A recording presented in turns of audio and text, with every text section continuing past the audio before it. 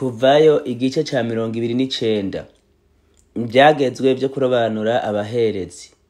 Uku aba ari kuzobagenza mu kubarobanura ngo bankorere igikorwa c'ubuherezi.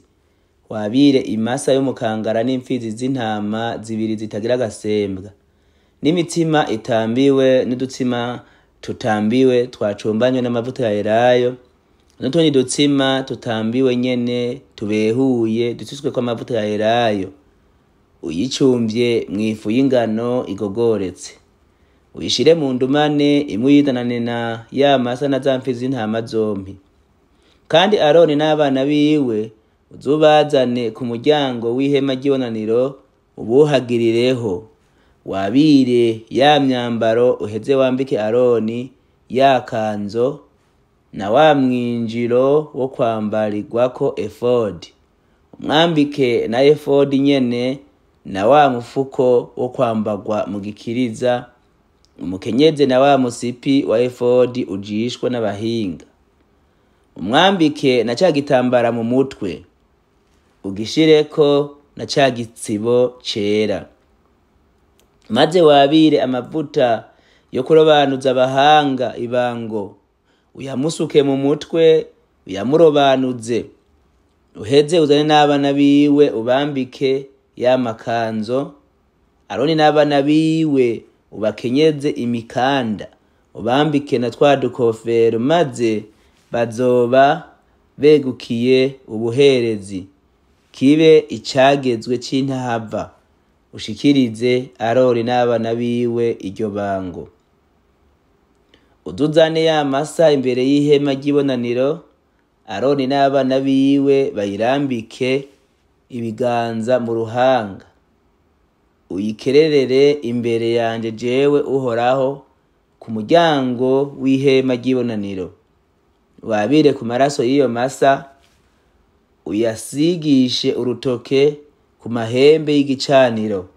Amaraso yose uheze uyavyagize ahahera hasi ku gicaniro. Maze wabire urubambanda rwose rworoshe amara, n'agashami gatoya k'igitigu, n'amafyigo yompi, n'ibinure bifashe kuriyo, uvyosereze ku gicaniro. Ariko inyama z'iyo masa n'urusato rwayo n'amayezi yayo ubiturire inyuma y'insago. Kizoba ari kimazi gitangiwe ibyaha. Uteko wabire imfizi y'intama imwe muri za zindi, Aroni n'abana biwe bayirambike ibiganza mu ruhanga. Uyikerere, wabire amaraso yayo uyamijagire ku gicaniro impande zose. Uyijanjagure uyishire mu bikenye vyayo. Uronge amara yayo bo n'ibikenye vyayo vy'amaguru, ubirunde hamwe n'ibindi bikenye vyayo n'umutwe wayo. Uheze wosereze ivy'iyo ntama vyose ku gicaniro. Kizoba ari kimazi nosereje jewe Uhoraho n'umubabwe umota neza, ikimazi nshikaniwe gitongowe n'umuriro. Maze uze wabire iyo mfizi y'intama ya kabiri, Aroni n'abana biwe nayo bayirambike ibiganza mu ruhanga. Uheze uyikerere, wabire ku maraso yayo uyakoze mu gutwi kw'iburyo kwa Aroni ahahera hejuru, no ku matwi y'iburyo y'abana biwe ahahera hejuru nyene, no ku bikumu vyabo vy'iburyo, no ku mano yabo manini y'iburyo. Ayandi uyamijagire ku gicaniro impande zose. Wabire ku maraso yo ku gicaniro no kuri ya mavuta yo kurobanuza abahanga ibango. Ubicucagire Aroni n'imyambaro yiwe n'abana biwe n'imyambaro yabo. Nuko azoba yejejwe we n'imyambaro yiwe n'abana biwe n'imyambaro yabo. Uheze wabire ibinure vy'iyo mfizi y'intama n'umurizo wayo, uko wagahometse kw'ibinure, n'urubambanda rworoshe amara, n'agashami gatoya k'igitigo, n'amafyigo yompi n'ibinure bihometse kuriyo, n'igikenye c'ukuguru kwayo kw'iburyo kuko ari imfizi y'intama yo kubinjiza muri iryo bango.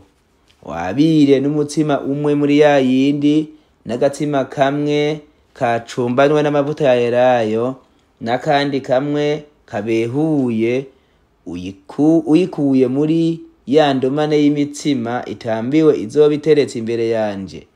Ibyo byose ubishire ku mashi ya Aroni no ku y'abana biwe, ubizunguze bibe ishikanwa rizungurijwe imbere yanje. Uheze ubikure ku mashi yabo, ubyosereze ku gicaniro ubigeretse kuri cya kimazi coshejwe, bibe umubabwe umota neza imbere yanje jewe Uhoraho. Ico kizoba ari kimazi nshikaniwe gitongowe n'umuriro. Kandi wabire inkoro y'iyo mfizi y'intama yo kwinjiza Aroni muri iryo bango, uyizunguze ibe ishikanwa rizungurijwe imbere yanje. Iyo izoba umwanya wawe. Kandi uturobanure ya nkoro ishikanishwa kuzunguzwa na ca gikenye c'ukuguru kigerewe abaherezi cyo kuzunguzwa nyene, gishinguwe kuri ya mfizi y'intama yo kubinjiza mu ibango, aribyo bigerewe Aroni n'abana biwe. Ibyo bizoba umuturi Aroni n'abana biwe bazohora bashingura mu Bisirayeli ibihe byose, kuko ari umwanya w'abaherezi mu mashikanwa y'ishimwe. Abisirayeli bazohora bashikana, rizoba ishikanwa bangereje Uhoraho.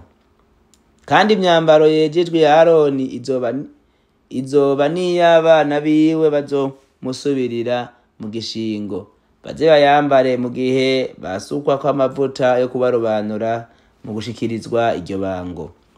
Umwana wiwe amusubiriye mu gishingo c'ubuherezi aza yambare imisi 7 uko agiye kwinjira mu ihema ry'ibonaniro guherereza ahera.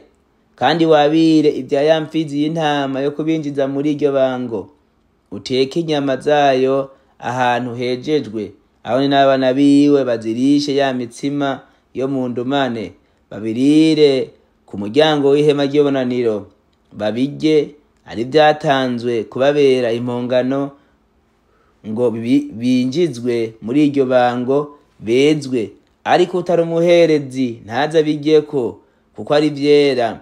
Izo nyama z'ico kimazi cabinjije mu ibango canke imitsima, niharamuka hagize igisigara kikarara, uzugiturire nigize kiribwe, kuko ari cera. Ibyo aba ari byo uzogirira Aroni n'abana biwe nk'uko ndabikugeze byose. Uzumara imisi 7 ukora ibyo kubinjiza mu ibango. Uko bukeye uzukerere bene iyo masa y'ikimazi gitangirwa ibyaha ibimpongano, kandi gicaniro uzugitangira impongano yo kugitunganya, uzugisuke kwa mavuta uceze. Uzumare imisi 7 utangira impongano ico gicaniro uceze, maze kizoba icera cane. Ikizogikorako cose kizoba kibaye icera, kibe inyego yaco. Ibi bimazi vy'intasiba. Ibi aba ari byo uzohora utangira kuri ico gicaniro. Uko bukeye uzutange abagazi b'intama 2 batarengeje umwaka ubudasiba. Umwagazi umwe uwutange mu gitondo, uwundi ku mugoroba. Umwagazi wa mbere uzuwutangane n'ifu igogoretse y'ikigira 10 c'ingero yitwa efa, ivanzwe n'amavuta avuye muri elayo zisekuwe y'ikigira 4 c'ingero yitwa hini. Utange n'ikigira 4 ca hini nyene ya vino, ribe ishikanwa ry'ibiturire. Uwundi mwagazi uzuwutange ku mugoroba, uwutangane n'ishikanwa ry'ifu ry'ibiturire nk'ibyo mu gitondo, bibe umubabwe umota neza. Ikimazi nshikaniwe jewe Uhoraho gitongorwa n'umuriro. Bizoba ibimazi byo konswa vy'intasiba.